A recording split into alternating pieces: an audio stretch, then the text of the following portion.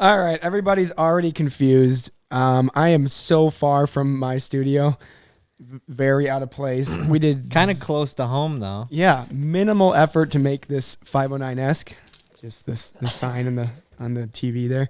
Nice. I was going to say we should move everything downstairs, but then we all got super lazy, and now we're here. But by popular demand, probably, as you guys could guess, not to make you feel super special, number one requested podcast by far, CboysTV. Which is funny because a lot of the people probably commenting that know that we already have a podcast. Yeah. Granted, this one's going to be different. Already plugging us, Mike. Little did these people know. Life Wide Open podcast. Subscribe, please. No, that's funny. What a great honor. Yeah, you don't have to lie. I was one of the first guests on your podcast, and I look back at the views, and sometimes I cringe at it. Like, I was like, oh, did I talk about something dumb? Was not that interesting? So hopefully we can reverse that on our end. I thought we had a lot of great response from that. It was a good one. Well, you were our first guest that we ever had. I know. It's weird. And people are pretty stoked on it. It was followed up by like Haley Deegan and like true athletes. I mean, you're all that in many different ways. Yeah, thanks, guys. Yeah, I wouldn't say that's why people listen at all. No. They listen to us. Right. They're not there for the athletes. Yeah, fair. Well, I shouldn't say the guest part, but they're not there because of our athletic abilities. Yeah. But you guys I was just saying that today. I finally caught up. I'd been traveling, I've been working. I was super behind your videos. I'm always like trying to stay on top of it. I like knowing what you guys are doing. Ben and Mike, or sorry, not Ben. I mean, you still are in the same category. Evan and Mike have become like damn good dirt bike riders recently. It went from the joke of these guys aren't riders to now you're pretty dang good riders. I'd say thank you. I'd say that came from genuine stoke. Yeah. Like, you can get better at something, but when you're actually stoked on it, then that's when you start to like not even realize that you're getting better. That, and you've been fortunate enough now to build this absolute compound. Yeah. Yeah, having the track is a complete game changer. Like, you don't have an excuse. You don't have to load your bike up. You don't have to drive a half hour to the riding area. You just get on your bike and ride. Yeah. It's pretty cool you guys have built. We linked up originally, or the first time, gosh, I've been trying to, was it 2016 or 17? Well, we started. It all blends together. We started the fall of 2016, and it wasn't until we were in our shop. I think it might have been fall of 2017, maybe. Yeah. Yeah, it was at Heydays when we officially met. And where it started and where it's gone, I think you guys had 114,000 subs. You had no idea who Evan was yet at all, which is, we'll get into that, which is wild to think. And now you've moved, geez, let's see, at that point you were still at the shop down the road, right? Yep. And now you've moved to this, and it's just cool to see. Every time I come here, I'm super pumped for you guys, and to see the growth. It's like nonstop, go, go, go. And it's respectable because I'm jealous of the level of hustle you guys put into it. Thank you, man. Yeah, it's crazy how much has changed. And now that I think about it, I think we might have actually been in our college house when you first reached out. So like we didn't even have like a headquarters or like a home base compound. Yeah. And we were like kind of just trying to make do out of a college house in the middle of town. Yeah. Which is super sick though. But what's different here, we talk about snowmobiling. Yes. We love snowmobiling. I like snowmobiling. Yes. That's what 509 is all about originally. That's how we all started. I went back just to jog my memory here on some of your old snowmobile videos and looked at your riding ability when we first said, hey, we should take a gamble with these guys. It was pretty bad. What a gamble it was. It was pretty bad. I think I came across a video of CJ endoing off of that drift, which hindsight, I'll probably overlay the clip here because you guys, he got so lucky. So lucky. Like that's a become a paraplegic crash potentially. Yeah, could have just got absolutely pounded into the. Well, the issue was there was no snow, so if he would have, gotten hit with the snowmobile on top of him, it would have basically just been the dirt. Yeah. And yeah, that was crazy. That was probably like the last time I even saw CJ snowmobile. First trip west, when was it? My first time when I went out there, I think I was 14, so I wasn't old enough to rent a snowmobile, and I didn't have a mountain snowmobile. And I wanted to go so bad because all the boys would go out, and Micah could rent, and Jake could rent. And and then Ryan had a mountain snowmobile. So I just had to figure out like some way to get out there, or like some way like to have a snowmobile to ride. And Ryan's dad let me ride his Renegade backcountry. So it's like a 136. 136. Not with even a, paddles. Yeah, it was like a 1.75 paddle There's studs in it. on it, but it's got it's got the trail skis, Yeah. the wide A-arm setup, and I fought for his life that whole He's trip. like, mountains are stupid. Yeah, I'm kind no, I actually fought for my life, and I remember like hopping on the boys when because I was the lightest. I still am, so I'm the wiggler. I'm the pin, the wiggle, and then they hop on the ski and pull. And I just remember hopping on like Ryan's sled or Micah's rental sled and be like, "Whoa, this is insane! This is so much easier. You can just get on its side and like go on the side of a hill without having to like fight for your life." Did did sleds play like a pretty big role in the beginning for the videos? It seemed like there was a lot. Obviously, you've as far as grown like and quality and like you've grown and now you guys are figuring out everybody's personality and you've figured out all these like fun skits you guys can do. But I feel like in the old days, like a lot of it was kind of built around sledding pretty heavily because there really wasn't much else to do in the winter. Like, And that was before we knew that we could produce something like that. Like we knew we had the personality or even like, I wouldn't say acting, but the skills to do anything other than what we knew how to do, which is snowmobiling. Not very well, but. I mean, it still is the same today, but especially back then, we've been doing the exact same thing our entire lives. just amplifying it more and more. A little bit, yeah. But we just started filming it. So like back when CJ first picked up the camera because he had these concussion issues. So that's the craziest part, that you say like CJ was the one that sent it. Like he was not the sender. He wasn't the rider or anything like that. So I still can't believe that we even got him to hit it like that. Yeah. Did he get a concussion on a bike? Yeah, he had a bunch of concussions from hockey and then from wakeboarding when we were younger.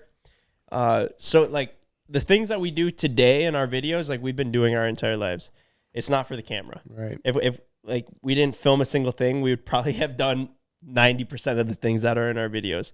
So like when I think back to the early days of like how vital, you know, like the snowmobile videos were, it was basically us just doing what we would do in the winter. Yeah. Us being like 7 best friends, getting done with college or high school for the week, and then just coming out to the lake and riding snowmobiles. Yeah. So like, I think that's where like the Midwest fan base grew so heavy, is because nobody was doing that. Because, well, you know very well, it sucks filming snowmobiling. So hard to film snowmobiling because the camera freezes, your hands are frozen.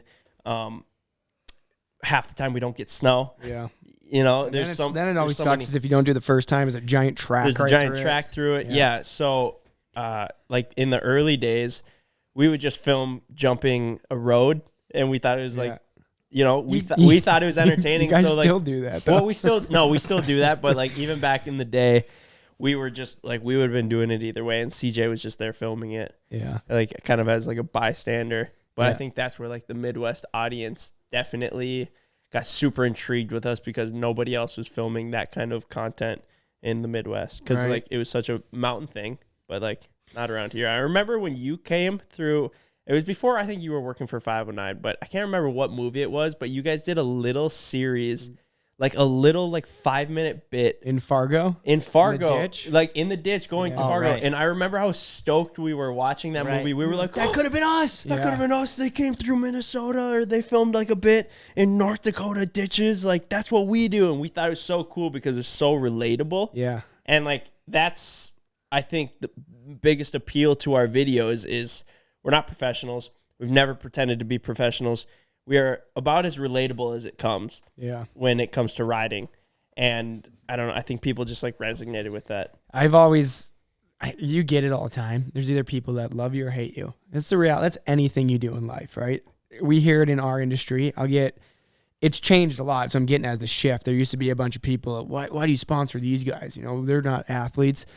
And then all those same people be like, yeah, I just watched like 4 episodes and they're pretty funny. I'm super into it. And I'm like, yeah, just like sit down, figure out who they are, and you're going to relate with them more than you do Brett Turcotte. Not saying Brett Turcotte isn't a total badass, but the reality is we're not all doing super flips in the backflip or sorry, super flips in the backcountry. But at some point, we're all just hanging out with our friends, trying something we've never done before, smashing into something, getting stuck.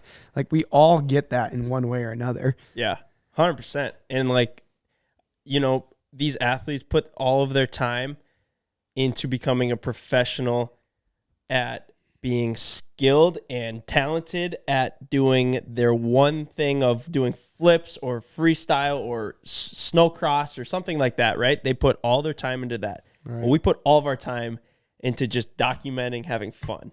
Yeah. So like we've almost just became like professional fun havers. Right. Well, these guys are professional athletes. I know what's super funny. Talk about full circle. You guys go from riding older sleds, getting into snowmobiling, getting, starting to make some paychecks off of this YouTube thing, and then reverting right back to the old sleds again. It goes back to just like the relatability and like people watching our videos, they can't go out and afford a $16,000 snowmobile. Mm-hmm. Not a lot of them can, because we do have like a range, believe it or not. Like we have a huge range of people that watch the videos from 12 years old or 8 years old to 65 years old. Yeah. What's the oldest fan you've met? Oh, dude, we meet I'd say, like, 60-year-old, 70. 70-year-old guys all good the old time. grandpa. Yeah. Have you ever met somebody that hasn't got into it from like a grandson or their son? Yeah. Like Yeah. just a Yeah. solo A lot less, guy, but yeah. solo older Yeah. guy that just loves it, like reliving his youth maybe. Yeah, Yeah. there's honestly more than you would think. I think they're just a lot less likely to come up and say that, though. Yeah. Like, A little more reserved. So much. We did the same stuff, but just didn't have the cameras. Yeah, you hear that all the time. we hear And- like the thing, like a way for them to say like, I'm a fan without saying I'm a fan. Like the other day, Mike was filling up his Bronco and he forgot to close the gas cap, and the guy next to him comes up and he closes the gas cap and he goes, "Don't want you to end up in the dummy zone." And he was probably 65. Quotes that. Like such And then a subtle, just kind I of know laughs who you and are. like walks off. But I guess back to what you were saying though is, not everyone can afford these new snowmobiles.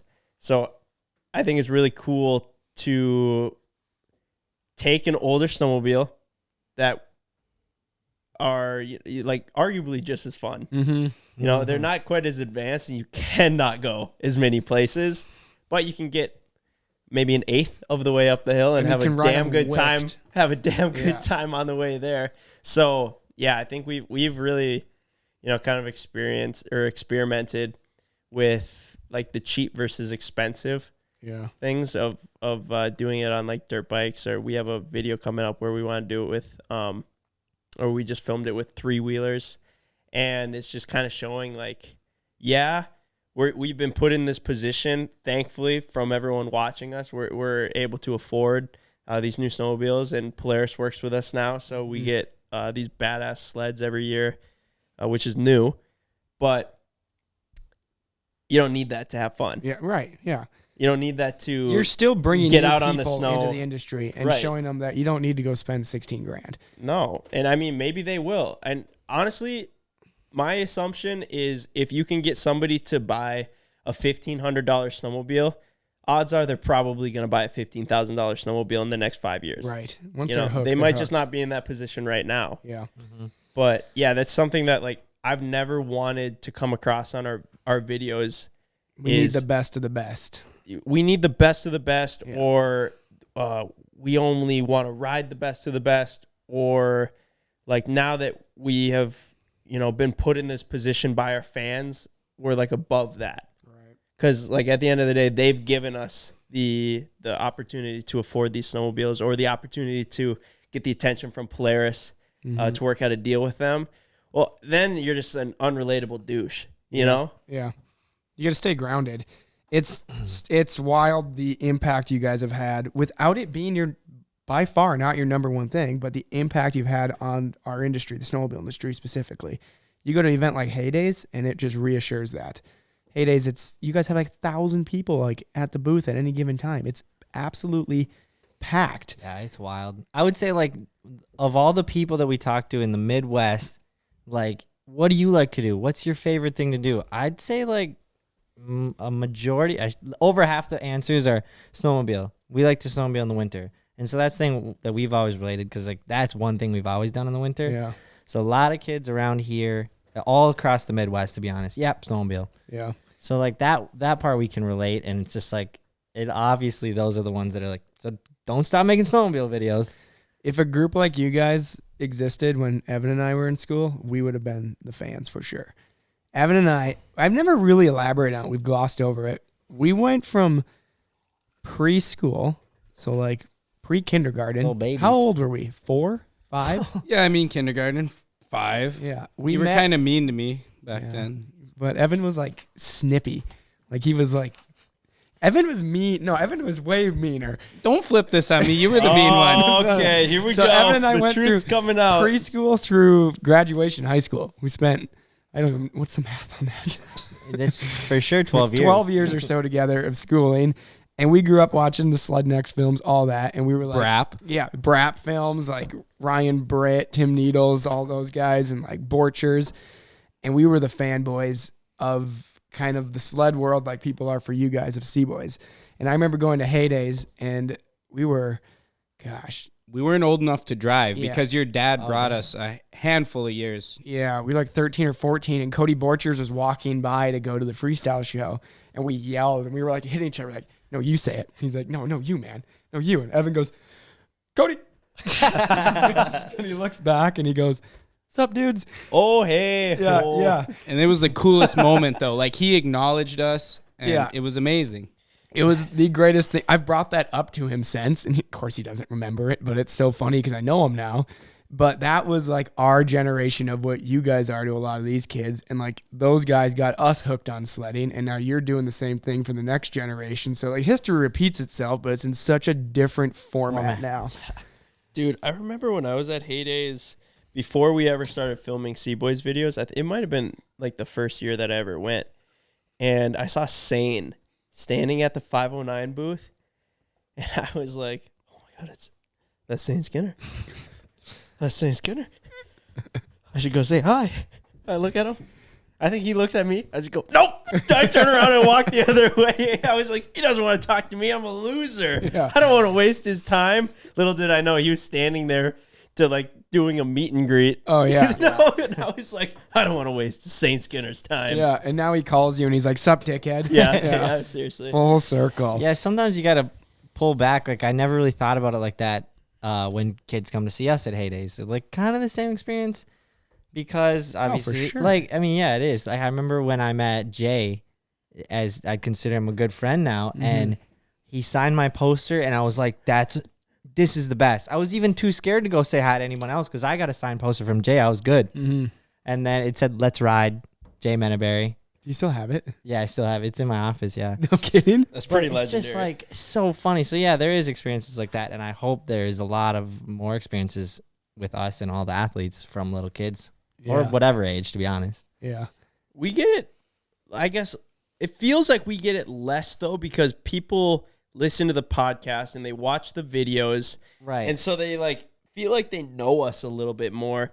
And you don't know how many times people come up and go, dude, I feel like I know you and you should know me, but have no idea who I am, but I know everything about you. Yeah, but that speaks volumes of what you guys are putting out. You are relating to them on a whole new level. Yeah, I mean, it's pretty cool that they take time out of their day, their precious schedule, to listen to a couple of idiots talk or be entertained at the end of a Thursday evening Yeah. or anything like that. But yeah, I don't know. I try and tell all of like our buddies, like the athletes, I'm like, dude, I used to be scared of you guys because I didn't know who you were. So like, just showcase, like, you're just normal dudes. You're super, super talented. Yeah, that's and just really good at what you do. But like at the end of the day, anybody could come up and strike up a conversation Right. with you because you're like the nicest guys ever. And that's kind of the difference now. Like when Evan and I wanted to talk to these guys, you never really saw them with helmet off. They were just kind of like this figure, this badass that was fully geared up. You didn't know their personality. I never knew what you looked like until we met. Yeah, I don't you just post had your photos. logo, right? You just had you in a helmet and then your DMC digital logo, and Yeah. I'm like, you're just a little white, blonde haired dude. Sorry, I didn't mean it like in an offensive way. Little By any means, but Scandinavian I was, kid? yeah, it's very Scandinavian. I'm just like, this is David then. Yeah. Anyway, yeah. But I think So of like this is Chris Brandt that you only see in the X Games or on Yeah. a Sled Next DVD that you had to buy, and all of a sudden you get to talk to him. And you Yeah. don't know what their personalities really Right. like because there wasn't that vlog weird thing. Yeah, really personable interaction on video. So it was so nerve wracking. And yeah, Evan and I were really bad at trying to talk to people we liked. We would just dare each other. Dude, I still am though. You know, like I tip my hat to the kids that are able to just come up And yeah. and just say 100%. like, hey, what's up, dude? Can I get a picture with you? Because like that takes courage and it takes balls because, you know, they feel like they know me, but I could just be like, dude, no, you know, Yeah. obviously it's not like that for any of us, but I don't know, dude. I still get like stage fright when I meet people that I'm like fans of. Who is to present day the person you were the most nervous to meet? Travis Ever? Pastrana. Yeah. Oh, I mean, that Grant, we have like, met? yeah, I that mean, you have currently met. Oh, Dude, man. I couldn't even speak words because he, to me, is like he's like a trophy in himself. He's a trophy. He's like a national treasure as far as action sports go. And I just wanted to like thank him and be like, "You're the best at everything." And I just had nothing to This say. is freaking me out because I met him like 2 months ago, and I had almost the exact same. I started rambling. I was like, I do this. I'm like, you were a huge inspiration, and I started just going. And by the time I finished, I'm like, I don't really know what I just said to you. You blacked out, right? Yeah. You almost black out. Yeah, yeah. I mean, I feel like it'd be the same way with like maybe Ken Block. Also, because there's a little bit of an age difference with him, but Yeah, more father figure like. right. And thinking of how he'd just be like, yeah, he's got a family and kids, but for sure those two, probably Rob Dyrdek. Yeah, that'd be pretty legendary. He played such a vital Yeah, part in my childhood, all of our childhoods that shows on our videos today. yeah. You know? What about people you have met? Who was the one that like For sure, you Travis, you but were scrambling for words? for me, Dude, that's tough. I don't know. dude. Weston, Weston, No. large fan. Dude, so funny. If you guys haven't, All right, ever- I'm going to tell the story. well, just because don't tell it wrong. Mike, don't tell it wrong Mike hates it when I tell this story. because he tells it wrong. Okay, I'm ready. I would arguably, I think I have the correct version. But anyway, we're at SEMA last year. Oh, that was. Yeah, you And, were there when I like Weston- cheered over at him. Weston Champlin, big YouTuber. He's got like kind of like a car truck YouTuber guy, if you're not familiar with him, but like 2 million subs. And we talked to him a couple times, like just on Instagram and everything. But there's so many of us, it's like hard to like really know a face to like CboysTV, I guess, if you're just like not like watching the videos. And we see him in this convention center, and I think me and CJ were right next to him, and we were like, hey, what's up, dude? And he was like, hey, what's up? Didn't recognize us. We left it there. We walk away, and then we see Micah come trotting across. Weston! Large fan. Large. He said large Huge. fan. I said Large huge. fan. I said Shakes, huge. puts out his hand. Weston shakes it, and he's like, thanks, man. Mike goes, large fan. And I did, yeah, like I look him in the eyes after he shook my hand and go, a large fan. Like you're trolling No, him? I didn't do that at all. Just Ben has the story wrong. I said huge fan, and then it was, but like, can we just like Large fan. And keep he's in like, mind? Like, thanks, I'm bro. not trying to deny that it wasn't awkward because it was so awkward. But yeah, it was just like, yeah, huge fan. He's like, yeah, thanks. Love your channel. It's so funny because you meet more and more people of that higher status, if you want to label it, and you guys know from all the people that you meet that if you treat somebody like a normal human, we're all human at the end of the day. It's so much easier for them to interact with you, but you can still psych yourself out and like, oh, I want to make sure I say the right thing when you could really just be like, "What's up, dude? Nice to meet you." But then you're like, Right. I really liked when you did this or that. Yeah, and all dude, of a you sudden just shoot yourself in the foot. Yeah, you just start digging this hole. I kind of almost had that moment at SEMA with Brian Deegan. Oh yeah, because he is such like kind of an intense He was dude. like, Evan and he's I just, like- watched him forever. And then I listened to Haley on the podcast with you guys. Yeah. And her talking about all this X Games stuff, it brought me internal pain that Ben was like, really? No way. Didn't know that. And I'm like, I could wasn't talk even with born yet. I was like, I could talk with her for like hours about old X Games stuff. And it was like such a just struggle watching you not know anything about it. And I just want to hear more details on everything that happened. Well, the tough part about that, I don't know if she runs into this, but like, I'm sure it'd be annoying to just Talk about your constantly dad. talk about your dad. Yeah. Especially if he's such as of a legend as he is, and then you're just like kind of just trying to get out of that shadow. Yeah. And then people are constantly like, so tell me more about your dad being a legend. Yeah. Does that suck? Is this awkward for you? It's all weird the 'cause time? I feel like in a lot of sports that would suck. Like even if you're talking to Danger Boy and you just only talked about his dad, he's like, "Listen, I'm trying to pretty make cool a name too." for myself here too." And, but yeah, but if it's it a was little like different for them. if it was but like yeah. snowmobiling, I feel like it's a little different. You know, like it's more of a generational. I mean, I don't know actually. Like if your dad ripped all the time, you'd probably. I mean, I don't know where I'm going with this, but like, well, okay. Besides for my brain went to like Riley Kincaid, which is a totally different story, but he's got a lot to live up to, but Yeah. in the best way possible. Right. Like if people talk to him about his dad, like I think that's always going to be a good Yeah, thing. it's fond memories for Yeah, sure. yeah. that's more of like an honor Yeah. thing, I think, in that. But what about like Tucker Hibbert? Because his dad He's a wasn't legend. wasn't he one of Yeah. the best snowcross racers? He did everything: snowcross, hill climb, and then he was one of the top mechanics. But Tucker was interesting. I'd love to talk with Tucker sometime. He was never in the spotlight outside of the racetrack. I would love to see that because I haven't, and I don't think any of us have gotten a chance to hear him open up. And I don't know if that's his thing, but like Yeah. it'd be really cool to hear. You know, he's like our neighbor. Really? Is he Yeah, live? Dude, lives, he like, lives legit 15 minutes away. No kidding. Oh, Yeah. let's get him on here right now. He ain't showing up. I'll tell you that much. Maybe if you don't say you're with us, but I don't think he's showing up. Does he not like you guys? No. He's very It's to not like himself. that. I just don't think Yeah. he would like. And I think he knows we're like loud and Yeah. and young and He treated it as a job. He treated snowcross as a job, which was cool. I mean, that's why he put his head down and charged.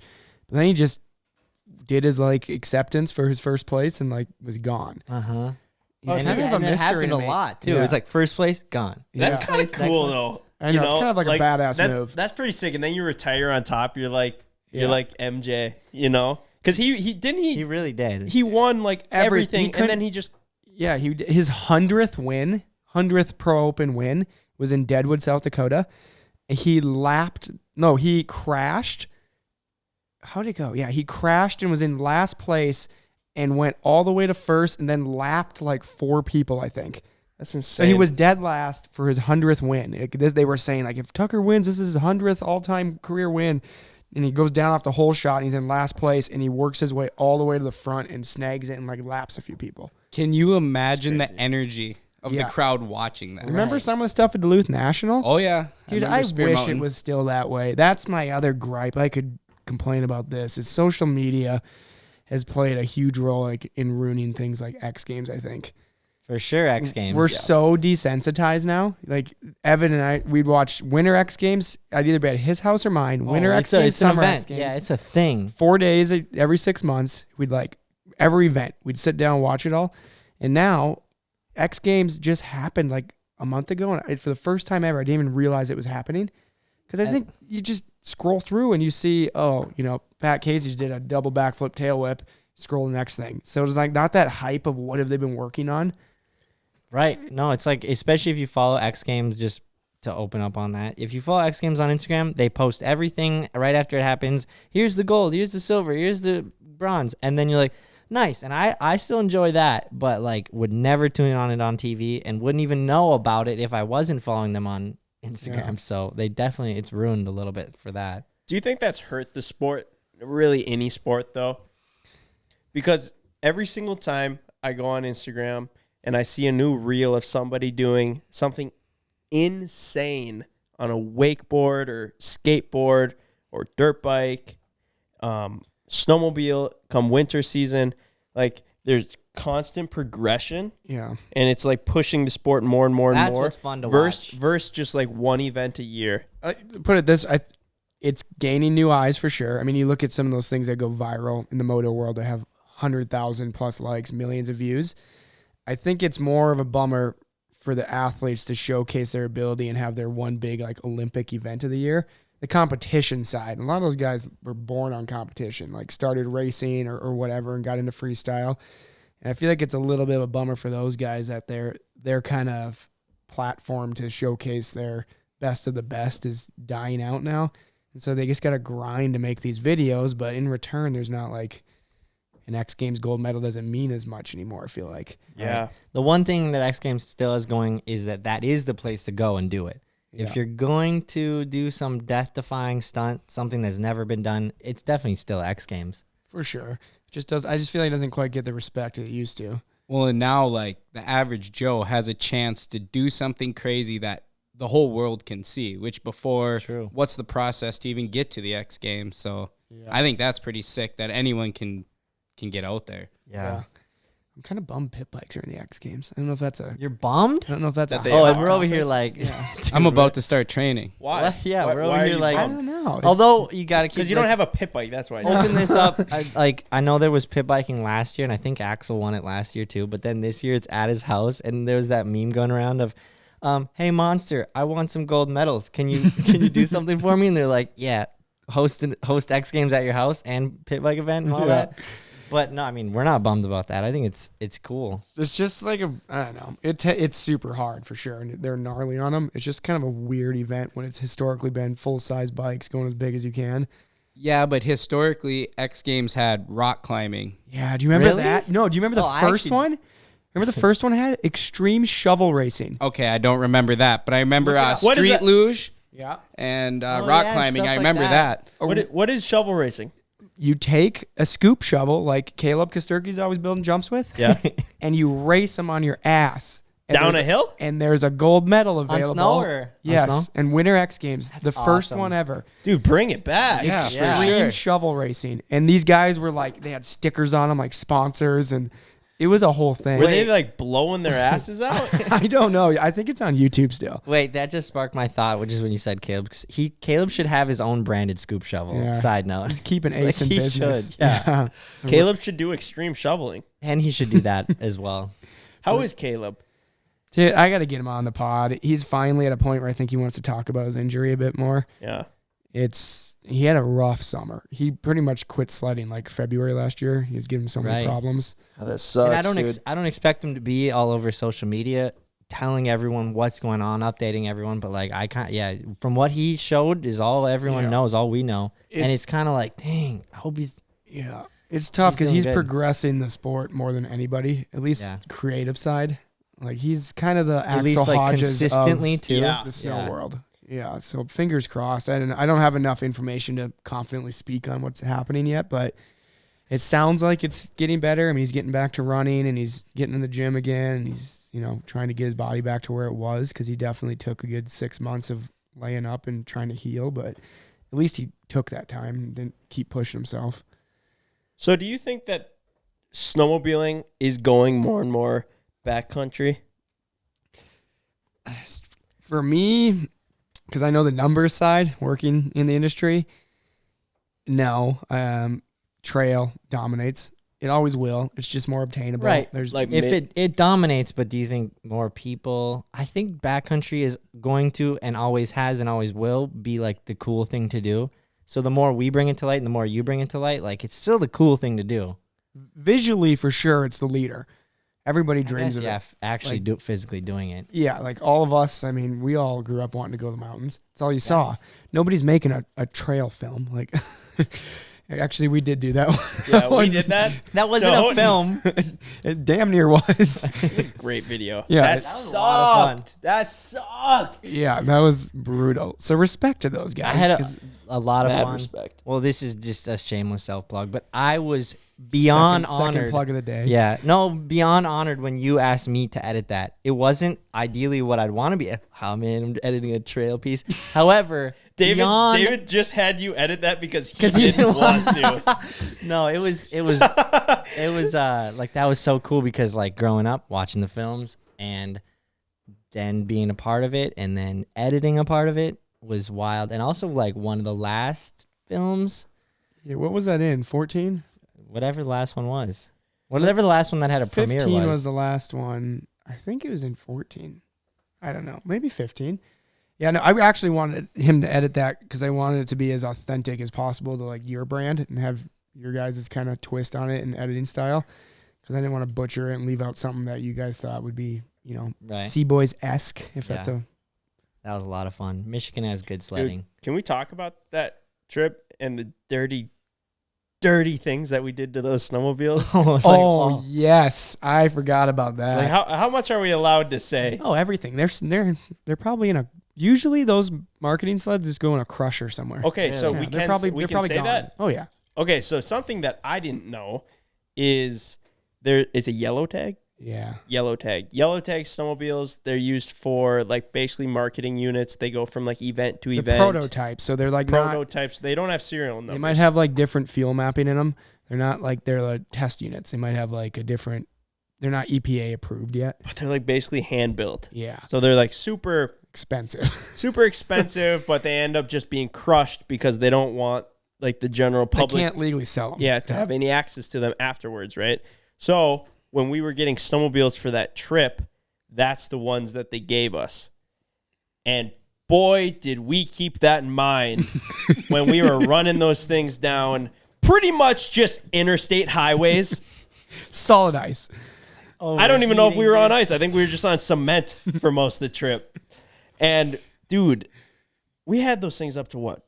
225? So those of you everybody who rides, specifically if you ride a Polaris, you know 180. You know the operating temps normally like I thought it was way higher. Oh yeah, what were they? I'm getting I thought there. you said it was like 250 or something. No, we got them to shut off, which is like 215. Okay. So like, I just remember they normally operate like 120 degrees is pretty normal, 120 to 130. And remember we were riding for like 20 miles and we're like, oh, we're at 140 and we tried cooling down. And we're like 140 is fine. We'd ride a while. Then we're like 160 and we got sick of stopping. So we're like, yeah, 160 is fine. They're yellow tags. They're going to be crushed. They're fine. Then another 100 miles of like 20 below zero. They're like 185. We're like, yeah, fine. And then we finally get on that plowed road. Remember they were logging? Yeah. And I'm like 200 and maybe we should pull over. And they're like, yeah, it's fine. It's getting dark. 215 shuts off. I'm in the darkness. And all of us. And I look ahead and I don't hear anybody. We're all overheated, shut off at the same time. David! Yeah. Did you shut off? Yep. And I think we wore the high facts down to nothing, and those things were heat soaked. But they never blew up. That is It's a truly good thing, a testament to the durability of those things. We put like 520 miles on them. Yeah, that's so. I mean, gnarly, dude. 400 of them at 160 plus degrees for sure. Yeah. Yeah. that was like. I mean, and this. You guys said it was the last time you ever do something like that, and for a good reason. That's what I'm saying. Like, now it sounds kind of fun again. well, I so can't I think didn't. of really any good reason besides for if it was like for a good title and thumbnail for a video of we like snowmobile to Alaska. Right. So it's like I just always a month long dude. video. I just always thought about like there's this dude around here that loves trail riding. There's a lot of people that love trail riding, but like really, really extended long trail rides where he's just like he goes, "Yo, for my birthday, I'm trying to set up a ride to Maine." Like from here? From here to Maine. Did I hear you right though? You said Maine. Yeah, well, it'd be easily the longest I've ever gone. You know, he's ridden to Copper Harbor from here and all that, but like to Maine, to Maine, like and I'm like 2,000 miles probably on sled. Why don't you just keep me updated? And dude, I hope we see in Cormorant newspaper next spring. Sweeney makes it to Maine, and he's standing there in his flip-flops and his jorts, standing on the coast of Maine. I'm going to be like, God damn it, he did it. He did it, Sweeney. like, I got to look up how far that is. But yeah, there's just, I mean, there's different disciplines. If you could, I mean, I'd consider that a discipline, to be honest, for sure. But there's different disciplines to each sport. But that one, I'll never quite understand. Yeah. Dude, I grew up riding with my dad. Used to be a big trail rider, and he would kind of do like hardo rides like that and put on like as many bazillion miles as he could in a day or a weekend. And I just remember like loving it in the moment and thinking, oh, I love trail riding. When I was younger, I said, if I win the lottery, I'm gonna buy myself a groomer so I can always ride on fresh trails. And that was my shit, dude. That's adorable. Right? I called it a glooma. A groomer. And so I still do want to buy a groomer. Yeah. But just for other... For jumps now. No, not for jumps. For personal reasons with our community. Okay. Anyway. So anyway, I just remember always thinking, God, I love this. I love this shit. Just ripping trails. And then I remember starting riding with the boys a little bit more, and we would go and hit ditches. I'm like, Trails. ditches are pretty fun. Hit some drifts. Still like trails though. First trip out west, I was like, I'm over this trail shit, Dad. Yeah. Yeah. It's hard to go back. It spoils you heading west. It does. But it's still fun to like come back and just like rip trails. Yeah. I'm just like hate the cold. And when you're ripping trails and it's 20 below, it's hard to find fun in that. Yeah. Well, and honestly, it's like two different kinds of gear. If you got to bundle up to ride like that, but you're going to go ride in the ditch, you just throw a sweatshirt on. That's my issue is I've just, Stop with the cotton sweatshirts, you guys. I just love cotton. Gosh. I just love sweating. I just love Letting the getting cotton sweaty work it and up. just being miserable. And freezing and turning into an ice block afterwards. Gosh. Hey, I want to flip the script. I kind of want you and Ben to ask Evan and I some stuff about our shenanigans. Because Evan's still a bit of a mystery to you. Like, you guys just kind of picked him up. Yeah, he used to be such a humble, nice kid. No. I always love hearing about Mine? and I don't hear it from you as much. I always love hearing about your guys' short track endeavors. You know, you're trying to get your hands on that race sled. Yeah, yeah. No, well, the main thing was before any of that, it's like every time Evan would come hang over or like come out like to the house or whatever, my mom would be like, Evan's coming. Should have to take a Xanax before I showed up. She's like, How long? I gotta move anything breakable, make sure there's no vases nearby. He's always She's like, puts the cars in the garage, like gets everything that's, can be damaged out of sight. I just thought you guys kept things neat and tidy. That's why they had a lock on every door. Evan's just walking around getting crumbs on everything, still wearing his shoes in the house, checking all the doors. What's in here? Oh, no. He's evolving. Just the garage, Evan. You don't need to go in there. All right. You two.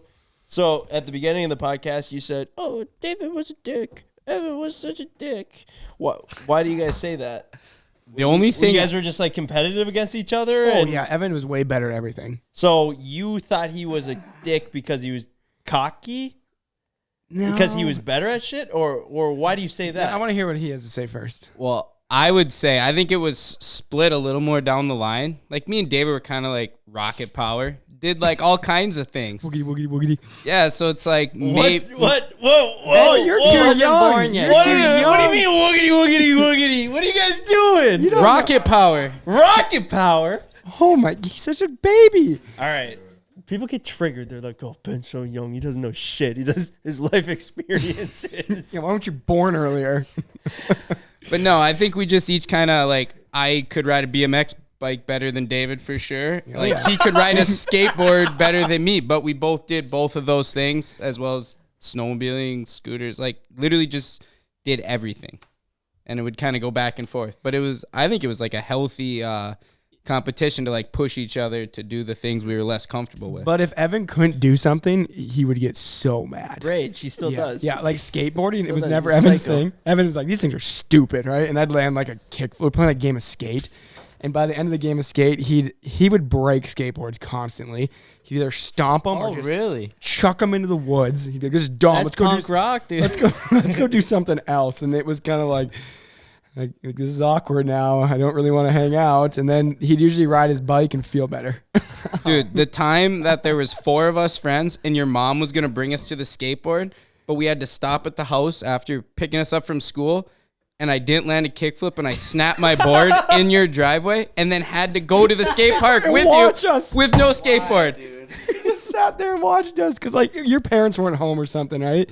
No, Like, but and they weren't buying me skateboards like that. Like they thought a skateboard should last 2 years. Yeah. They didn't understand. And It then was made of Evan's wood. just- They yeah. didn't know that there's, the kid Cuddy said, hey, Yeah. Mr. Rager. I was just gonna Mr. say that- Rager. That's something like I'll never understand. Like I don't blame you for doing something like that or acting in a certain way, but I'll never understand that.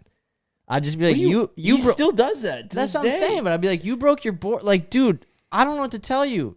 Dumb move. I don't know. And obviously, like I'm just saying, like I just will never understand the like freaking out. Like I would never let myself freak out enough to break my board right before we go to the skate park. Well, maybe you haven't freaked out enough to realize you don't have control over that freak out, and you realize immediately afterwards it was a terrible idea. Instant regret. I think that's what one would call a spaz.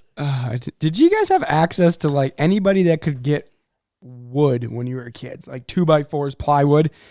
I mean, like, because we built the sketchiest jumps ever. So I'm getting at. I feel like nobody would ever take us to like the lumber yard or anything, and we were piecing together death traps constantly. And we had like the skate park, any scrap you could find. Yeah, we had like the skate park at the house, and it was like bent over nails that we'd reuse from a pallet. And the one ramp, if you hit the corner wrong, it would collapse. And that's actually how I knocked my 2 front teeth out, dude.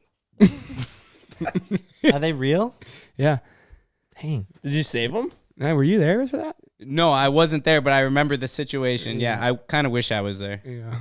We were there. You were there for a lot of crashes.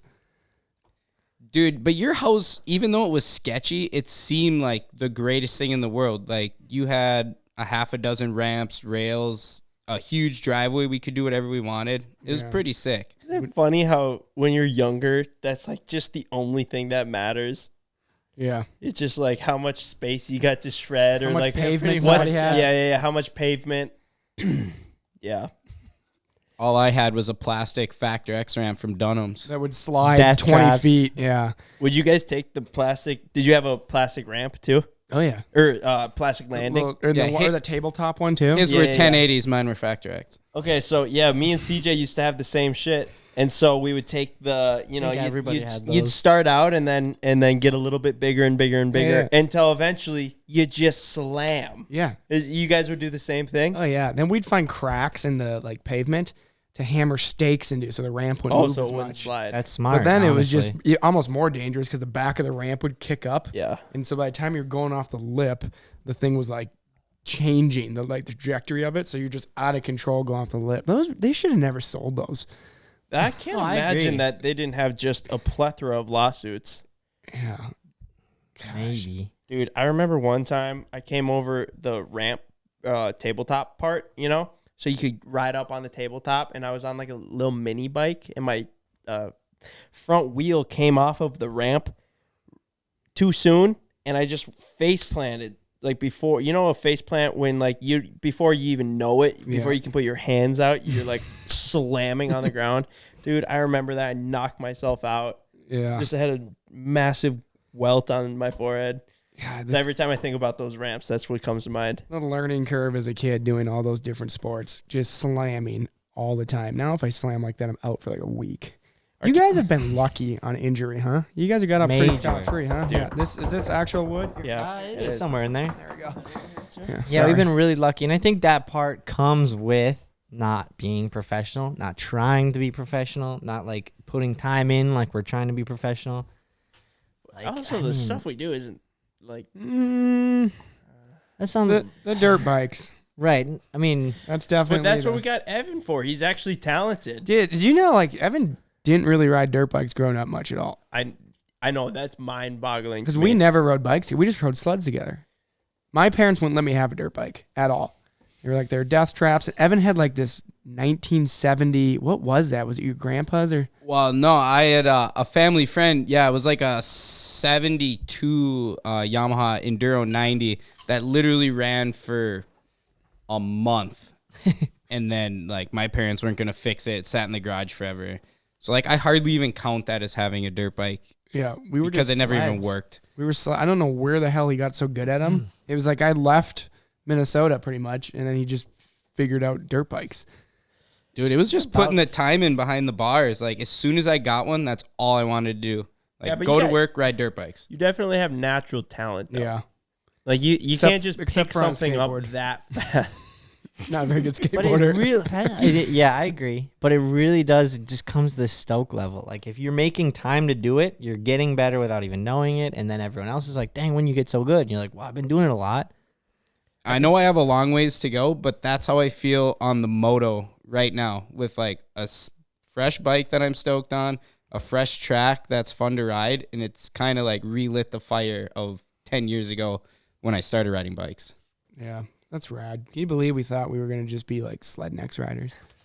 I We mean, had all you pretty the much clothes. are. We had all the clothes, everything, and we'd go out and we'd put the biggest bar riser on we could, and then That's step number one. yeah. 8-inch bar riser with 3-inch Yeah. curved bars. That's like 11 inches over stock. And then we're putting the biggest On a 440 Snow Pro. My first sled definitely had the same setup. the biggest sled neck sticker you could put on the hood, and it's all bubbled and wrinkled because of vinyl in like the early 2000s was miserable. So we're just slapping it on there and spray painting everything different colors. Dude, I honestly bought printer paper and printed my own sled necks stickers for my 99 Just MXZ. bled when it got wet. Oh, yeah, exactly. Just disintegrated. And just taped them on. I honestly think I vinyl? did take a little masking tape and go over the yeah. top. But no, but like printer paper that is a sticker. Oh, I was okay, like, okay. just paper? I thought it. No, yeah, you not meant straight just, like- paper. okay. Dude, that makes me think like, so maybe you've talked about this, but the chokehold that sled necks had on the youth of snowmobiling, like completely, I was the same way. But I mean, before 509 was big or maybe even existed, it was like sled necks. Yeah. That was like it. And Evan and I just went and rode the ditches and thought we were like, we're just like them. Right. Like it was all Ripping you could like do. 12-inch wheelies only because we had no horsepower, and we thought it was the sickest thing ever. That's right. I always try to appreciate when kids will send us like pictures or videos of them jumping their bike or their snowmobile, 3-7 inches off the ground, and they'll literally just got a picture like of a kid like a foot off the ground on his dirt bike and goes, "What do you think?" And like respond to him and be like, "That's great." Like Keep doing because it. Yeah. that to them is like I got in the air. Like clearly they think it's a big deal if they're sending it to you, so it's like treated as such. Yeah. Mike's such a stunt man, though. I like Buddy. give them pointers. Buddy. I'm just no. We're never Dick Store fans, but it's a funny thought sometimes to just be like, dude, you didn't even get 3 feet of air. He got hired Napoleon Dynamite. No, Did we tell the story of how Evan came to be? I don't know if we've like alluded to it a little bit. But I guess people don't know how he was from your friend to now sitting on the podcast Yeah. on our side. Weird, huh? It is actually weird. Really dude. weird. So you Can't guys thank you guys enough. know it better than what happened after I told you about him. Basically, yeah, I said the first trip we went to Gold Creek, I was trying to tell Evan to come out and ride forever, just because I lived out there now and he was my homie, and I was like, dude, you gotta come out and visit, and saw the opportunity. I was like, oh, I bet Evan could jump in with these guys. And I shot you guys a text and I said, hey, I got a good friend, like one of my, I can't remember. I said, one of my best buddies from back home. I think I gave you guys some backstory. He's a good kid, I promise. I was like, I went through school with him forever, yada, yada, yada. Do you think he could tag along with you? And you guys are like, yeah, sure. And I gave you his number, and then it's kind of a mystery to me after that what happened. But he was there. Basically, I still owe you a hug for doing that for me. Now, you got me a case of beer last time we were out. We're good. you guys are all squared up. Yeah, yeah. Actually, give me like 4. Evan, and it is interesting that it's Evan. It's the Evan we know now because I think you never steered us wrong. So like if you would have, you wouldn't have even had to given a backstory. It could have been someone much shittier than Evan, much cooler, whatever. I'm just saying. believe it or not, there is shittier out there. I'm just cooler. saying we would have picked him up either way. That's why I think it's cool that whoever it was that you were like, hey, can you bring this person out? We would have brought him out. Yeah. So funny though, dude. What was that truck Evan ride didn't like? say a single word the entire truck ride. Legit. Said maybe 3 words. Yeah. And it was when Ryan pulled out in front of a truck and Evan goes, oh, there's a truck there. I mean, yeah, he was quiet. I definitely spoke so much more than 3 words to him, but he was the quietest person I'd probably ever met in a while. You've always been like that with new people. I mean, yeah, I suppose. Yeah. Dude, can I tell the first time that I even heard the word Cboys? Oh, yeah. This is a heyday story. Oh, yeah. Okay, so I'm at Heydays, go there every year, of course. Walking down the aisle with some chick that we're holding hands, whatever, hanging. But I don't really know her. She's not my girlfriend or anything like that, right? Okay. You didn't even know, dude. No, just a cute chick. We're holding hands, kind of schmoozing for the day, maybe the day before or whatever. And all of a sudden, she just is like, oh, my God, that's Ben Roth. And just, like, runs over and gives him a hug. And Ben chops it up. It's like, thanks for being a fan, whatever. And he's wearing short shorts and has his hair done nice. And, he walks off. I'm like, what the heck was that? It's like, oh, that's Ben Roth from Cboys. I'm just like, whatever. Now here you 1 are. year later, I was in the truck out to Gold Creek, and then Ev boom, was, boom, boom. Ev was planning the entire time out. He was like, all right, if I sucker punch him from this, from the truck. He's not gonna steal my He, like, girl. punches him if I like could come around like fast enough and put him in a headlock. he punches Ben too early in the drive. It's just awkward the whole way. Do you remember that at all? No. Because like that was before you guys were really big, so you probably didn't have as many interactions at the time. I remember it vividly. Right next to the freestyle show, that little rice spot was to the side. Come on, Ben. Tell me the first time you met me. Did I meet you?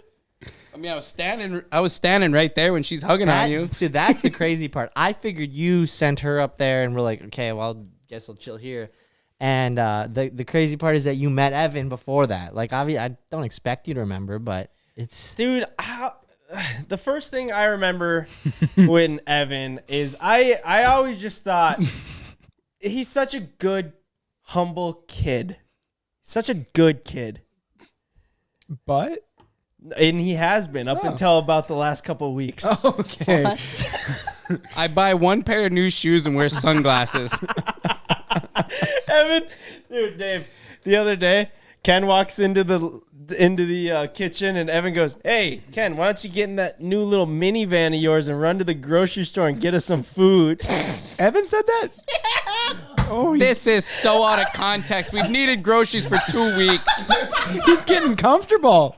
He's getting I think that's exactly what Ben said. Gee, he's getting comfortable. No, I'm just kidding. He's still a good kid. Thanks, David. Yeah. Thanks. Gosh. So then Such a hidden little gem, dude, and I'll never forget. We were friends with Evan, but I don't think we hung out with him from that Gold Creek to the next year that we went to Gold Creek. We didn't see each Right. other for a year. And then after that, I remember you just being like, dude, you guys live like 2 hours away from each other. He goes, why don't you do more? Why don't you just have them up? And I think it just hit us all. Yeah, And we were like, clicked. That's a good idea. yo, Dave, that's actually a pretty good idea. And then we had him up for the Thin Ice video. And dude, I'll never forget. I'd never seen anybody ride on thin ice before. And No, just all I you've say. never, you've never That's all seen anybody ride on ice like that. before. Yeah, I just can't say it without saying thin ice. And Evan came into the first corner like straight on at me, and I'm standing there filming, and he came in like fifth gear wicked and laid it down and like bar dragged right in front of me, and I was like, oh my god. And you had like that perfect ice too. There was like no snow on Perfect it. ice, Yeah. no snow, and Evan was there for business, Yeah. and he showed up like from that instant. And dude, after that, he's just like, dude, Evan's got it. He still did not like talking to the camera at Yeah. all, but you were Still don't. so good on dirt bike, dude. It was just like, well, honestly, if Evan doesn't want to talk to the camera, that's fine. Keep the helmet on, and we'll commentate. Dude, that was crazy when you did that and that.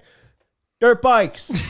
Dirt bikes. That's why I'm wearing a shirt that says dirt bikes, and he has a hat on that says dirt bikes. Did that because originate for the from the first 2 video? years, dude? The first From 2 Evan. years, Evan was so camera shy. He didn't know what to say. Whenever you pan the camera on him, he would just go, dirt bikes. And we just thought it was funny at the time. And then, like, honestly, a couple months ago, he was like, I just said that because I was like so like afraid of like saying anything else, or like didn't know what else to say. But Yeah.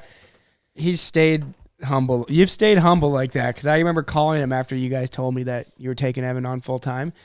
And you know Evan's demeanor. I call him like, dude, so stoked for you, man. How's it feel? Yeah, pretty cool. Like nothing else to cool. say. He's like, I don't know, it's pretty cool.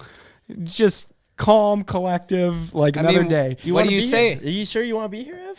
Dude, it was a life-changing opportunity. What are you supposed to say? Pretty cool. I guess. I don't know. Yeah. Yeah, I guess. Yeah, what do you say? So then we did a bunch of Gold Creek trips. I mean, like, been doing them. How many times have we been there? Like 4, Is this 5 the fourth now? time 4? this summer? 4. No, I think fifth. But we go there, we enjoy ourselves. And then, so circling way back to one of the first questions you asked, like, when was your first experience out west? Was your first experience that was with us? Oh, yeah. First and only. Riding first and only. So that was like so cool. I get to talk It's cool about to take anyone for their first time, but it's even cooler to take someone as close to us as Evan was. But like, did you ride? What did you ride? I know for one day you rode Ben's like twin pipe Chaos, which was a riot. Came back all that's bent, 65 Pro cracked that I up, had. Oh, bent, yeah. missing His- lugs. Chaos was a game changer though. So for the first 3 days, I rode a stock Pro. You rode that 65 I brought. Yeah, and it was. I don't think the clutching was exactly there. I mean, it It was ripped, like but brand new at the time, I think. yeah, It was being a little bit I weird. think it was still in break-in too. Yeah. But when I got on Ben's Chaos, I was more comfortable after. Now it's day 4. Plus the sled had way more power, way more playful. So I think I benefited a bit from that. And Got a little better. He didn't have a care in his mind if he tossed that bitch into a ravine and it came out totaled. He knew. No. But It'll be basically, fun. after that 4th day was when you kind of have someone hooked on something when they're thinking about investing their time or money into it. He's like, shit, do I need a mountain sled now? Yeah. Does anyone have a mountain sled for sale? So like we knew we had him hooked there, which was the plan. I thought you were going somewhere with that. No, like he was just hooked. Like it's always a little he rode bit with you worried. guys in March, didn't he? This March too, didn't you? Yeah, I guess when we went to Jackson, but that was like 4 hours on the Shit snow. too. Right. Yeah. Yeah, it was just a day with Dude, Brett. Nothing special. Yeah. Yeah, I consider that hanging out with Brett. Yeah, that wasn't honestly, even yeah, riding. yeah. That was hanging out with But Brett. for your first trip, remember how much it snowed that day, that one night? Yeah, it oh, was that's not deep. normal? I mean, that's like 4 or 5 times a winter, maybe tops. And we woke up that morning. There's like 2 feet on the sled deck, and Oh, Evans that's right. Evans, Uncle Buck like, was with us. first day. Oh gosh, good old Uncle Buck. Guy stresses me out. Great guy, stresses me out. So good. Well, dude. if it makes you feel any better, he was really stressed out on that trip too, because sometimes we forget we have a lot of varying ranges of friends that we bring with. Ben's Uncle Buck, just maybe some dads, whoever, and we just put him through the ringer. Our buddy G-Reg, the very first time we took him out, he had an assault, so wide stance, the skinny skis, and I was a little bit bummed because at the end of it, he's just like, this sucks. I love snowmobiling and this sucks. And we put him on a mountain sled and he's like, I take back what I said, but still, it sucked on that. So like, it's definitely a lot better when you have the right sled, which I'm glad we were able to put Evan on. Yeah. Well, the thing about it is when we go out there now, we go out there to make a video. And if Right. these people want to come, dude, you guys can come, but like we're there to make a video, so like you're coming with us into the thick of it. And so that is what happens with like G-Reg's case or Uncle Buck. Or That's anything like that, where we're just like, dude, we gotta kind of do what we gotta do. So Yeah. So one thing that's a bummer for you guys with like our relationship, I get it. You guys have business to do, videos to make. I would love to go on a trip where it's like, we just go ride. Even if it's just an extra day. And I know you guys got stuff to do, and if you're going out at the same time, you're like, might as well bring a camera up. that's Makes the sense. thing, dude. I could never justify it because I'd be like, this is so good. If like good things Or happen, even just Oh, an right. extra day where the video is already good. And That- it's just a that's what I'm bonus, but waiting just for. keep I'm it an waiting extra for day that of like, day. oh, sweet, let's bring it with and we can get some more footage, but let's also just ride to have fun. Because I get those days here and there from off the clock riding, and they're the best days ever. Even though you kind of back your mind, you're like, man, I wish I was filming something today. At the same time, when you're just riding to ride for the sake of riding, it's so hard to beat that. And that's Yeah. when we would probably progress the most. Yeah, Anyone, you honestly. learn a lot those days too. Yeah. dude, I haven't rode snowmobile or rode dirt bike with not being like on camera in probably like 5 years. Yeah, and you guys grind and you do it to the point where it almost stresses me out. Ben gets in that mood where he knows we got to get a video done, and he's like, go, go, go, go, go, go, go. Ride his heart out, park, get the shots. It's like one track mind, which is sick. I mean, that's how you guys put out so much content. But then the day goes by, and it was a job that day, which it and is then for I you think, guys, and but then you get to the end of the day, and that happens. Especially Ben definitely gets on that track of grinding for the shots, and it's like you'll get to the end of the day and kind of look at what you have, and it's never depressing, but it's always like, could have got a little more in this zone, and it's like you definitely do forget to like enjoy that part of it. But then once the video comes out, the enjoyment comes back yeah. for sure. But Really quick before we wrap, I kind of want to talk about that one time Ken came out to ride at Saints. Do you remember that? I remember it. Yeah, that was amazing. I wish we Does- could get him out there again. Yeah. Does You wanna Tesla make a You want to snowmobile? let Ken sit down for a minute? Yeah. Have a seat, Ken. Does Tesla have a snowmobile? If they did, Ken would have one. I kind of want to hear it from your perspective because that was like the second time I'd ever met Ken. And you guys said he's like, yeah, Ken can ride. He's been out west before. And later I find out he like went trail riding out west. Well, I before went to Island Park, no, and that's not even close And we to the didn't same. know That's we were not- going to be getting into what we were getting into either. dude, that's I was not true. way over my head. Ken, you used to be a good rider, Ken. I don't know if you have just forgot about this in your mind, but like when you and Ryan and your dads and whoever else used to go out riding, like you could do everything just fine. And then I think you just forgot. No, you guys just progressed like No, quite a there's bit that, yeah. further than what I could do. Wasn't that the first trip to Sains? It was Yeah. the very first one. Also, he was wearing like full on trail That's the riding. best He's part. insulated. He shows Dude, I'll up never in- forget the steam insulated. that came off of him when he pulled that helmet off. Do you remember that photo of him where he's just like soullessly staring into the is it abyss? he I was, doing I was that? dying the entire trip. I was Yeah. like so ungodly hot.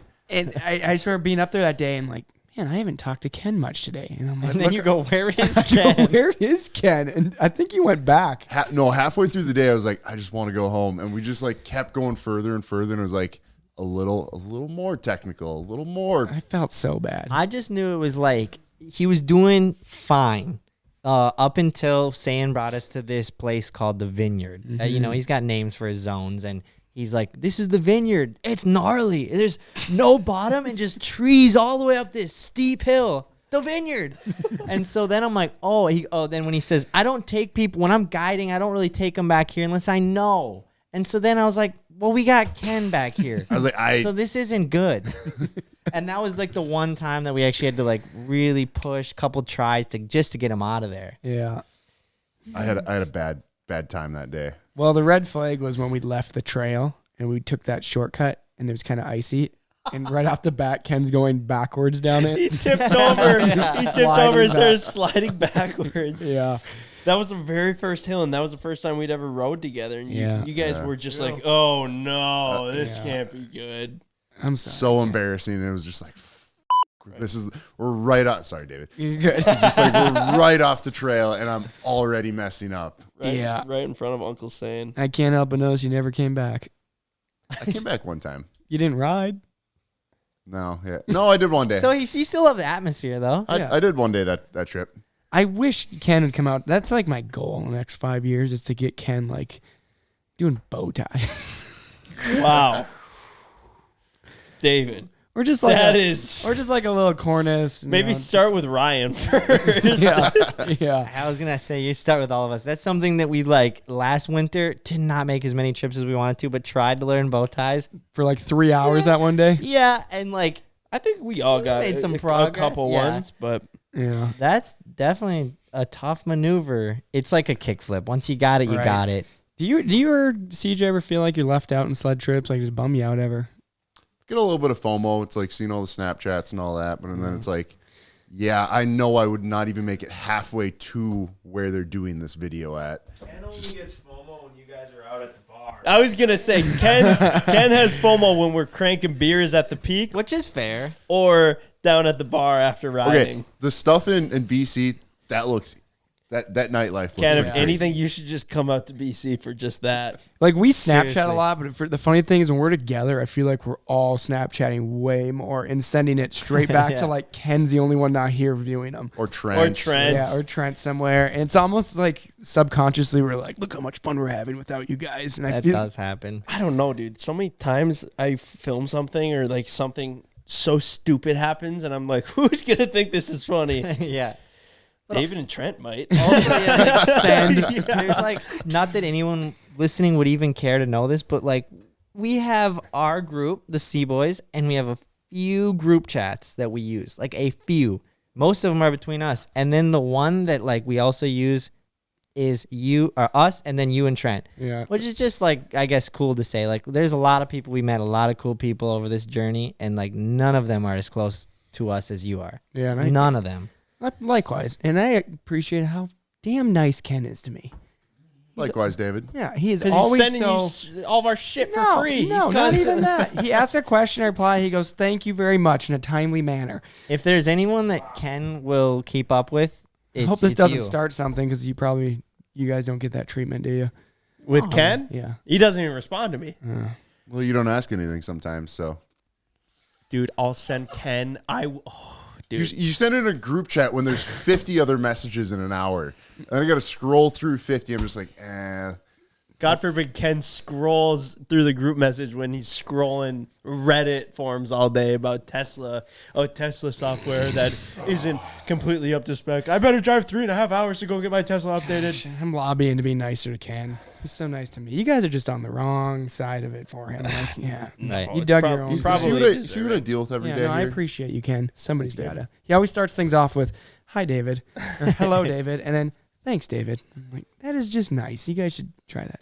David, knowing us personally and watching the videos, is it funnier because you know the dynamic and how like true it is on the videos, and you know as soon as like the camera turns off, it just progresses even more and worse and worse? It is a funny viewing point knowing you guys. I sometimes wish I could watch it without knowing you because I'd laugh at everything so much harder because I know how Mike is going to react or the way he says something or vice versa, any of you guys. So it's definitely like amplified. But I think now that you guys have the podcast, that's pretty personal. And I think a lot of viewers now have a similar experience when watching your videos. You've done a great job at kind of bringing them into your lives more. But yeah, I don't know. There's lots of things I'll watch you'll occasionally almost like reference something we've done in the past or something along those Or lines. like only you would know. An Or inside like a- joke that yeah. only you would know. A subtle inside joke that still is funny to the masses without knowing the backstory, you know? Like that "I'll do it." Like that comes up every now and then. And it just makes it that much funnier for me. Should we tell the "I'll do it" story? I feel like people listening to the pod right now, they want to know like what happens when the cameras turn off or what happens after the Yeah. Uncle Sane guiding day. We love everyone on the 519 team, like legit everyone, but like our best times have been at Sane's. Sane just puts on he's the most hospitable person, and we get so rowdy at his shops, like over the top rowdy at Sane's shop. Uncontrollable. It's just Right. something in the air there. Did you have something specific that sparked that? I don't know. I think back to the times where The All Do It did. the "I'll do it" day, but like when we were partying at the Airbnb, when we were in Afton, we got an Airbnb, a pretty nice Airbnb, but it was like a double decker or like 2 floors, double decker. And there was like a stairwell that went onto the basement, and like keep in mind, like pretty nice Airbnb. And Sane is on the top floor with 2 beers, pouring them down to Micah, like catching half of it. Like there were in his just no mouth, rules. and the rest just like all over him. And then Sane is just like throwing the beers and like then- laughing, and then And poor Ken just getting the Snapchats again. We shaved Mike, like half of Mike's beard off he that was night, there too. that Oh, time, you were but there yeah, that yeah. night. Yeah. Yeah. Sane Gosh, I and- can't keep them all together. Sane and Nick like shaved my beard into like the worst handlebars ever, and then we went to Hoonigan thanks to you. And you showed up And I like showed that. up like we were all hungover just and seashells, yeah. dude. We showed up so hungover. With the most ridiculous beard mustache combo ever. That's part of it too. I think we're able to have such Yeah, good. that's where the That's wheel that's came where the from. wheel came from. Oh yeah, we're able to have such good times with you and all the athletes because we are like too similar mindseted. Mhm. You know, like a lot of us are similar. Action sports people are similar, but we're like the snowmobiling industry. Yeah. We just end up tearing it up with just about anyone. Yeah, I just need a team like you guys on the media side. Jealous of what you guys do. You guys do a great job. I really appreciate you letting me totally take over your studio Happy to have you. and kind of throw a little more light on the history here. It's not many people really know how this all started. There's kind of bits and pieces there, but How it started or why it started. yeah.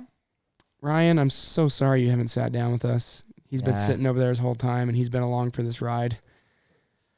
David, I was out of everything we've done, though, what can you reflect on of being like, yeah, that's when I was the most mad at you guys? great question. So that comes with comfort with you guys, FYI. That's like, I'm comfortable enough around you guys to hate you sometimes.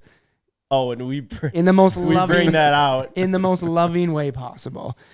Gosh, specifically. It's hard to He's all stressed because there's so many moments. Yeah, really, there is. Your timing is miserable. Anytime we're supposed to be somewhere at a certain time. Just not. I think it's here. I know. I can't think of a specific instance, but it's when we've been doing videos earlier, like December, January, and there's limited light. And I'm like, guys, we got to get in the mountain by like 9 because it's going to get dark at like 2:30. And it's like going on noon. Ben's exporting something. Ryan's like in his boxers still. I'm sleeping. Micah's not even awake. And then you're like, then you guys are all like, then you guys are like, we got to get fuel still. And we got to get snacks still. Gotta and, get breakfast. and I've had my gear on. I think that's what amplifies it. I'm sweating my soul out 90% of the time because I've been geared up, ready to go. So I'm hot. I'm angry. I'm late. It's your timing. That's all it is. There's nothing we can say either. You know, honestly, take that one on the chin, I dude. just don't think that's gonna change. No, and you know it's bad when you guys like have to make a point to tell me that you're on time. Yeah. You're like, David, look what time it is. We're here. Like, it's a shocker. Yeah, dude. Last year, where were we? Alpine, when we showed up just like 3 hours late. Yeah, you cut that one's in the video. You can hear me on the phone, just irate. So mad. And meanwhile, we're just messing with Uncle Buck. And we're just like running around Alpine, just like messing with people. You guys get in the parking lot, and even Trent was mad. Trent's like, don't talk to me. Hey, Trent, you understand, right? Yeah. Don't talk to me. Or even when Sane's mad, that's when it's really bad. Dude, Uncle Sane, I've never seen Sane You mad. guy got him mad? I haven't I seen him mad. mean, like maybe if we were too slow, maybe. But yeah, you're right. It's all good, dude. no,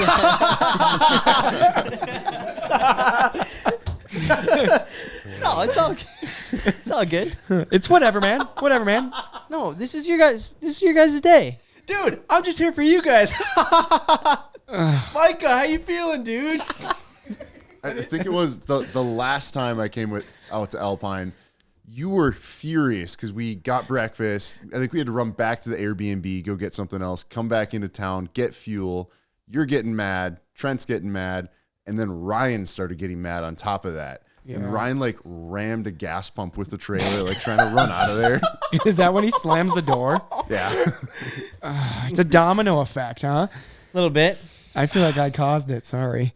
Somebody's got to do it. Yeah. Yeah, we just kicked Ken off. Movie magic. Ryan's here now. Hi. Yeah, that day was... I remember hearing, or actually I saw it after you guys posted the video. I didn't know Ryan was getting angry also. When I saw him slam the door... Okay. Classic Ryan move. Maybe so. Psycho.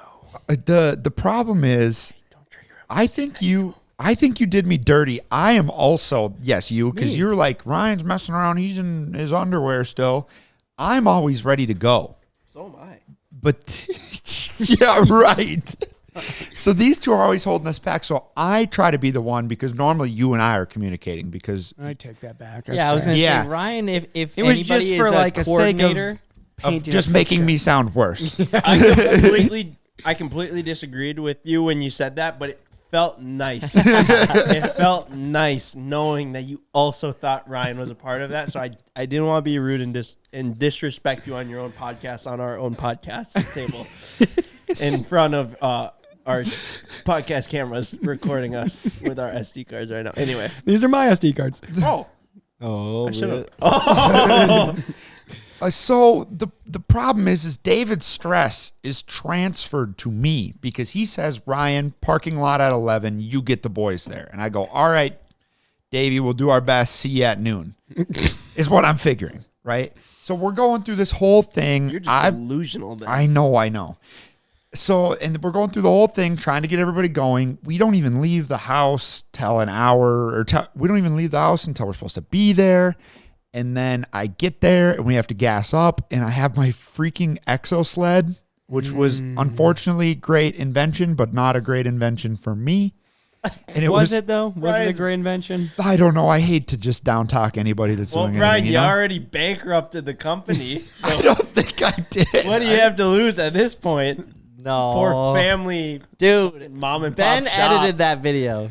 So anything Ryan said Don't put was this on me. I'm not. I'm putting it on both of you.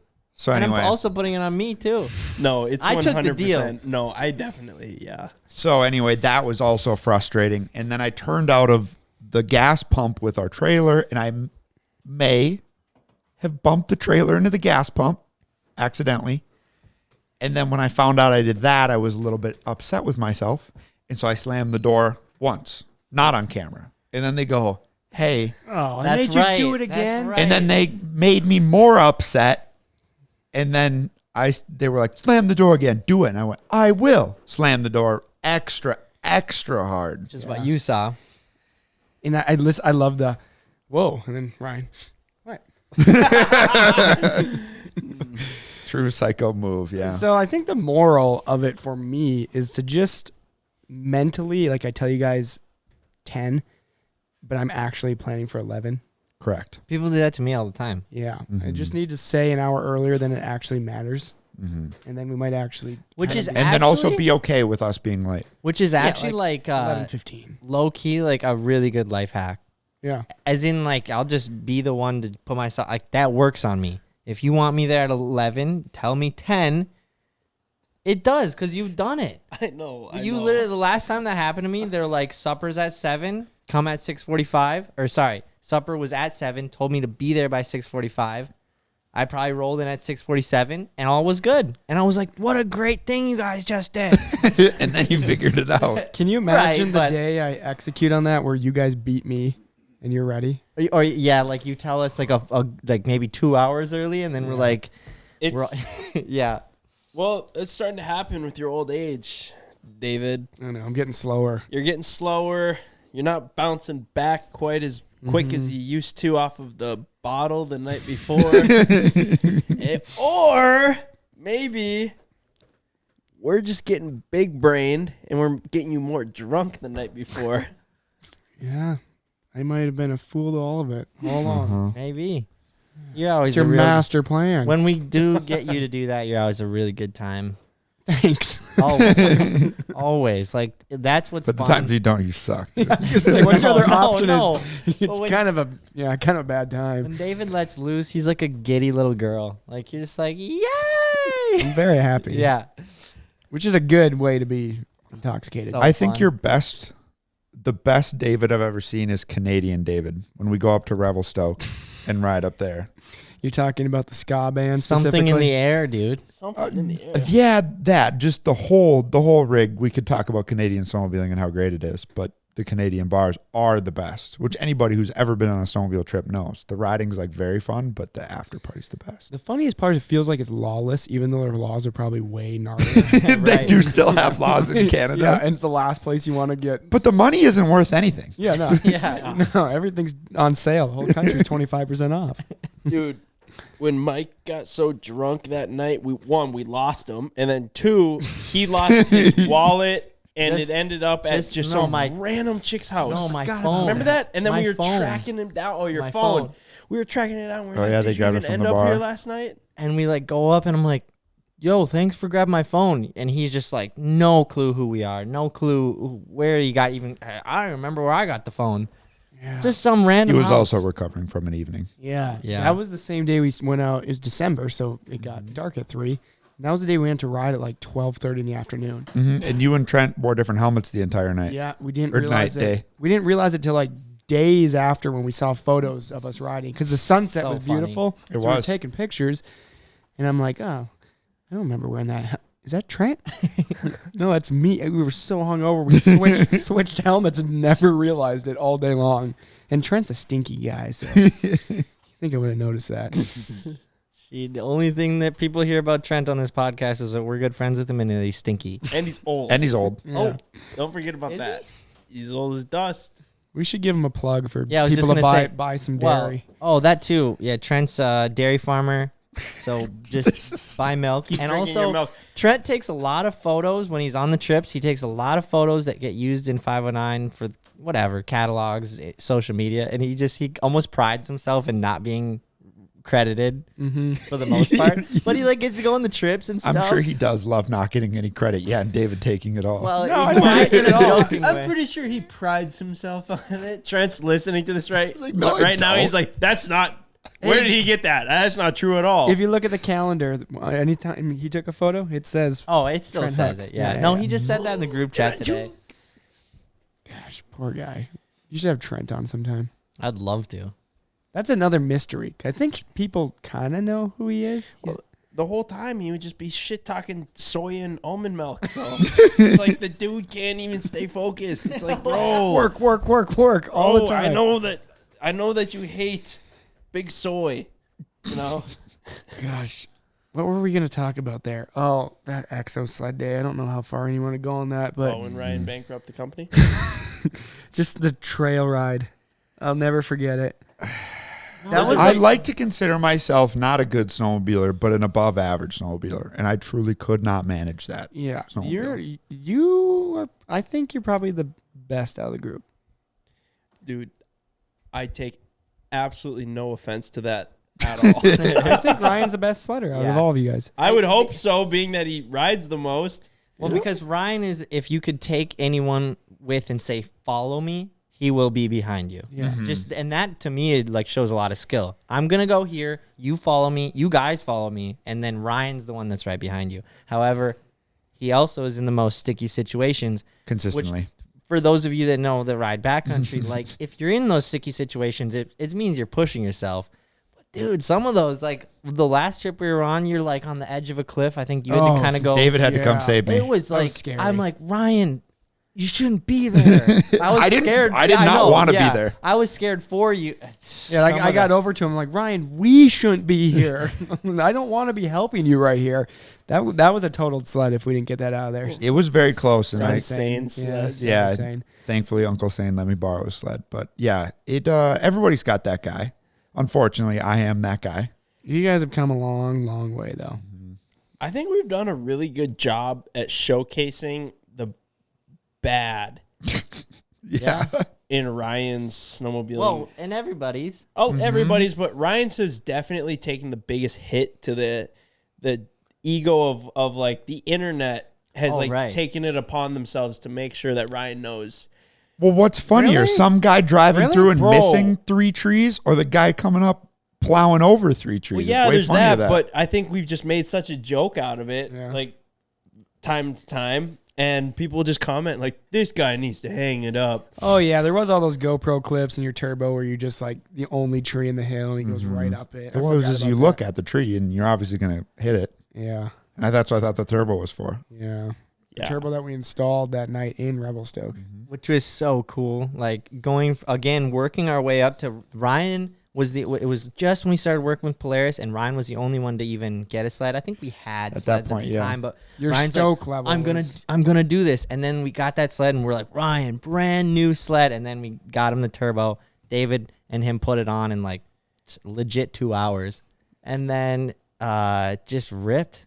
Also, like for people that what do you say about that? Putting a turbo on a sled with 0 miles? Well, he does it every year. So. yeah, I don't know. They just kind of run crappy for the first 100 miles till it's out of break in, and then Yeah. and they Then it's fine. yeah. I've never had an issue with it. If you ask anybody that can actually ride a snowmobile, they will tell you that you do not need a turbo. Oh, 90% of people that have turbos don't need them. And it's for sure true. Most people don't need a turbo, but man, is it fun. Yeah, I know a handful of people that can ride a stock snowmobile to its full potential. Mm-hmm.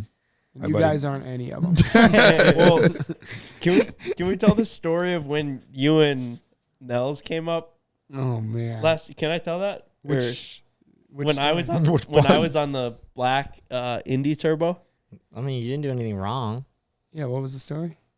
when I almost totaled it. Oh yeah, for sure we talked about that. Okay, That was another yellow tag. that was another yellow tag, but that one was the Fresh. only. Yeah, It was the only Indy Turbo, and the VR1 boost. thank you, Yeah, Brand new. David and Nels, our Polaris plug, bring these 2 snowmobiles up, and I'm riding the Indy Boost, and this thing is a rocket, like the fastest snowmobile I have ever ridden. And I come over this hill, I think I just blacked out and forgot how to snowmobile for a second. And next thing I know, I'm sliding down this hill at a patch of trees and like. Well, you were just going about 35% faster than you would normally ever and then been I able didn't to hit go. the brakes in time. Anyway, I avoid hitting two or three trees, but David and Nels don't really see that, so they see me just fly into these trees. Nels looks at me and goes, "Did he just wreck that snowmobile?" He didn't even want to Because look. that was He looks like a that was the ghost. only one. That was one of one snowmobiles, and Like they a were using that $500,000 snowmobile at the time. Let's put it this way. I don't know if we're the cornerstones of the Polaris demo program. And then No. we didn't have much weight to I pull think they around. put us last, though. And then If we anything, wonder we're why- gonna be the last ones to be able to touch or look at those snowmobiles. We next wonder year. like why they get nervous. Have you seen the photos from that? The one I posted the other day. Yeah. Great. Did you? Have you seen the second one? Like there's a photo taken a quarter of a second later, and it looks in hindsight like things are going wrong already because Ben's head is in a really unnatural position for like coming into a corner. Has that look of when your visor grabs wind and your head starts going back because he's like this, but his eyes are, you can see his eyes and his eyes are looking down. Like he's totally still going straight, but there's definitely a corner. And it's just like foreshadowing what's about to happen. I think I was mid sneeze. It kind of looks like that. I don't know, man. I'm so glad that didn't end worse, though. Oh man, yeah. I kind of got a good thing to wrap on right there, talking about snowmobiles. That I bet for you guys. I know you've done a lot of cool things. I mean, you guys have built this kind of an empire now. You got some cool cars. You got brand new snowmobiles. Ben, you own a Lamborghini. Like pinch me moments, and you guys have all stayed humble. But I had one of those moments for you when we were riding those prototype sleds in February. They were not released yet. They came out 2 or 3 weeks later. But Ben, we took a loop and came over to your parents' house. Mm-hmm. And your dad came out. And no, you were on the pond. Sorry. You were on the pond that you used to, as a kid, this little tiny pond that you used to go and carve around on. And now, 15 some odd years later, here you are riding an unreleased prototype $500,000 snowmobile on the same pond. Haven't left your hometown or anything. Have gotten to this point. And I kind of had one of those, I like having those father moments looking at you like, this is kind of cool. Yeah, that was insane, dude. Snowmobiles, man. Snowmobiles, and it's crazy. All of you guys were there for that, and awesome. Yeah, it's crazy the different paths you can take, though, to achieve your goals. Because at the time, dude, when I was a little kid and I would go out and my parents would tell me, you can't leave the pond, but you can put as many laps on as you want. And I'd put on like 20 miles on this pond. I'd put on like 500 laps. Yeah. It's like the Indy 500. And dude, I just remember thinking, like, at the time, like, the only thing that matters to me, the only thing I want to do is just ride snowmobiles. And, dude, how cool would it be if I could get Polaris to, like, give me snowmobiles or, like, have anything to do with them? And then fast forward, 12 odd years, and you take the route of just filming yourself having fun on the internet to achieve something like that. It's like truly one of those things you can literally, this day and age, do whatever you want. Yeah. And you can achieve your goals. But like, I don't know, dude. It's so wild that we are from Minnesota and we haven't left our hometown, and we've managed to convince 1.6 million people to watch us week after week, and they find enjoyment of that too, and I think that's really special because you give them kind of like an outlet, because I know how that feels when I watch people that I look up to or people that entertain me. So we're just like, we're so lucky, we're so blessed. Well, congrats, guys. Yeah, so thank stoked you. for you. Stoked for this season too. I know. We're gonna ride Like, snowmobiles. Now I want to ride snowmobiles. Yeah, I All was this just gonna talk of say, snowmobiles. it's like, are snowmobiles here yet? Yeah. Well, thanks guys for letting me, like I said, take over your studio. I felt a little bit of tension there when Ben called me out on using his cameras for a split second. I don't care. But you guys, inspiration. Everything you do is awesome. Anybody watching, listening, like just go out and do it. Prime example, Evan, 2 kids from small town Cloquet are now somehow involved with you guys, and we've all crossed paths in life. Like, it's all doable. So if you take anything away, have fun with your friends and, just let life take you where it will. But the determination, hard work, you guys are a prime example of all of that. Thanks, Dave. You are too, man. Thanks, pals. All right.